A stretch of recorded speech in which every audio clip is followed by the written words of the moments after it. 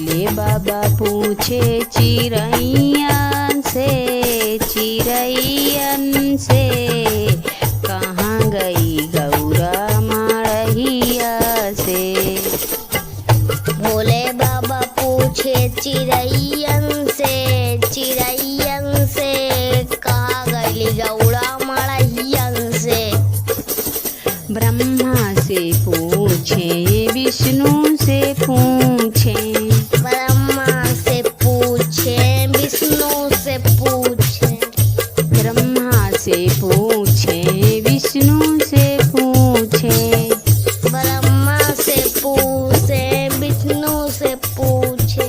जाके पूछे लक्ष्मी मैया से कहाँ गई गौरा मड़हिया से।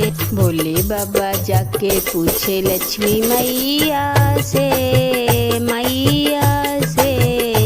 कहाँ गई गौरा मड़हिया से। भोले बाबा जाके पूछे लक्ष्मी मैया से कहाँ गई गौरा मड़हिया से। भोले बाबा पूछे चिरैयन से कहाँ गई गौरा मड़हिया से। भोले बाबा पूछे चिरैया से कहाँ गई गौरा मड़हिया से। रामा से पूछे लक्ष्मण से पूछे, रामा से पूछे लक्ष्मण से पूछे। जाके पूछे सीता मैया से कहाँ गई गौरा मड़हिया से। जाके पूछे सीता मैया से कहाँ गई गौरा मड़हिया से। भोले बाबा पूछे चिरैयन से कहाँ गई गौरा मड़हिया से। भोले बाबा पूछे चिरैयन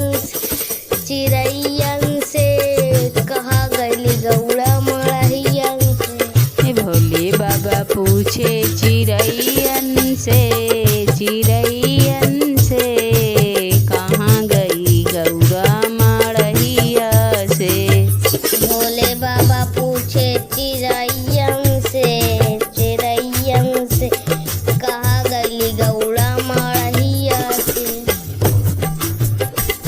कृष्णा से पूछे ताऊ से पूछे, कृष्णा से पूछे ताऊ से पूछे, कृष्णा से पूछे ताऊ से पूछे, कृष्णा से पूछे ताऊ से पूछे। जाके पूछे राधा मैया से कहाँ गई गौरा मड़हिया से। जाके पूछे राधा मैया से कहाँ गई गौरा मड़हिया से। भोले बाबा पूछे चिरैयन से कहाँ गई गौरा मड़हिया से। भोले बाबा पूछे चिरैयन से कहाँ गई गौरा मड़हियन से। डमरू से पूछे नागौ से पूछे, डमरू से पूछे नागौ से पूछे, डमरू से पूछे नागौ से पूछे, डमरू से पूछे नागौ से पूछे। जाके पूछे महालिया से